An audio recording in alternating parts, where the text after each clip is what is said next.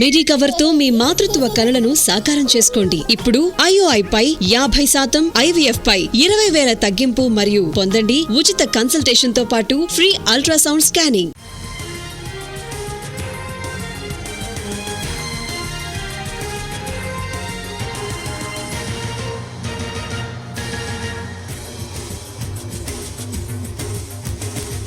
జన్వాడలోని farm house కూల్చకుండా stay ఇవ్వాలని KTR team హైకోర్టును ఆశ్రయించింది. దీనిపై ఇవాళ హైకోర్టులో విచారణ జరగనుంది. జస్టిస్ లక్ష్మణ్ బెంచ్ ఈ కేసును విచారించనుంది.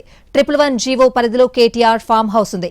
FTL లోపల ఉన్న నిర్మాణాలపై ఇప్పటికే హైడ్రా కొరడా జులిపించి కూల్చివేతలు చేపట్టింది.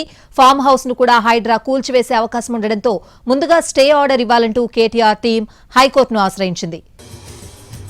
జన్వాడలోని ఫామ్ హౌస్ కూల్చకుండా స్టే ఇవ్వాలని కేటీఆర్ టీం హైకోర్టును ఆశ్రయించింది. దీనిపై ఇవాళ హైకోర్టులో విచారణ జరగనుంది. జస్టిస్ లక్ష్మణ్ బెంచ్ ఈ కేసును విచారించనుంది.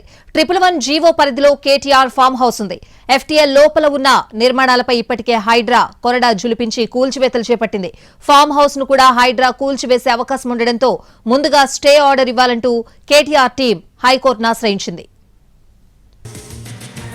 జన్వాడలోని ఫామ్ హౌస్ కూల్చకుండా స్టే ఇవ్వాలని కేటీఆర్ టీం హైకోర్టును ఆశ్రయించింది. దీనిపై ఇవాళ హైకోర్టులో విచారణ జరగనుంది.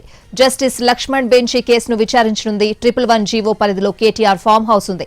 FTL లోపల ఉన్న నిర్మాణాలపై ఇప్పటికే హైడ్రా కొరడా జులిపించి కూల్చివేతలు చేపట్టింది. ఫామ్ హౌస్ ను కూడా హైడ్రా కూల్చివేసే అవకాశం ఉండడంతో ముందుగా స్టే ఆర్డర్ ఇవ్వాలంటూ కేటీఆర్ టీం హైకోర్టును ఆశ్రయించింది.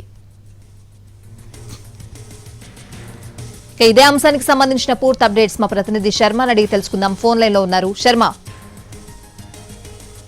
బద్వేలు అనే వ్యక్తి పిటిషన్ దాఖలు చేశారు. దీనికి సంబంధించినటువంటి విచారణ ఇవాళ జరిగేటువంటి అవకాశం ఉంది. అతను తన పిటిషన్ లో జన్వాడ గ్రామంలో, శంకర్పల్లి మండలం జన్వాడ గ్రామంలో 1210 స్క్వేర్ యార్డ్స్ లో 3895.12 స్క్వేర్ ఫీట్లలో ఒక నిర్మాణం G+1 భవన నిర్మాణం జరిగింది. అది అన్ని అనుమతులు తీసుకొని ఆ భవనాన్ని నిర్మించానంటూ ఆయన ఆ ప్రేయర్ లో పేర్కొన్నారు. అలాగే హైడ్రా దీనికి సంబంధించినటువంటి వ్యవహారంలో అక్రమంగా శిఖం భూమిలో నిర్మించిందంటూ, తన భవనాన్ని డిస్టర్బ్ చేసేటువంటి విధంగా వ్యవహరిస్తుందంటూ ఆయన హైకోర్టును ఆశ్రయించారు. ఇందులో ప్రతివాదులుగా రాష్ట్ర ప్రభుత్వం, ఇంజనీరింగ్ చీఫ్ సూపరింటెండెంట్ ఇంజనీరింగ్, అలాగే రంగారెడ్డి జిల్లా కలెక్టర్, శంకర్పల్లి MRO, హైడ్రా, అలాగే లేక్ ప్రొటెక్షన్ కమిటీ 7 మందిని ప్రతివాదులుగా చేరుస్తూ తనకు న్యాయం చేయాలి, తాను సక్రమంగానే నిర్మాణం జరిపాను, అక్రమమైనటువంటి నిర్మాణం ఎక్కడ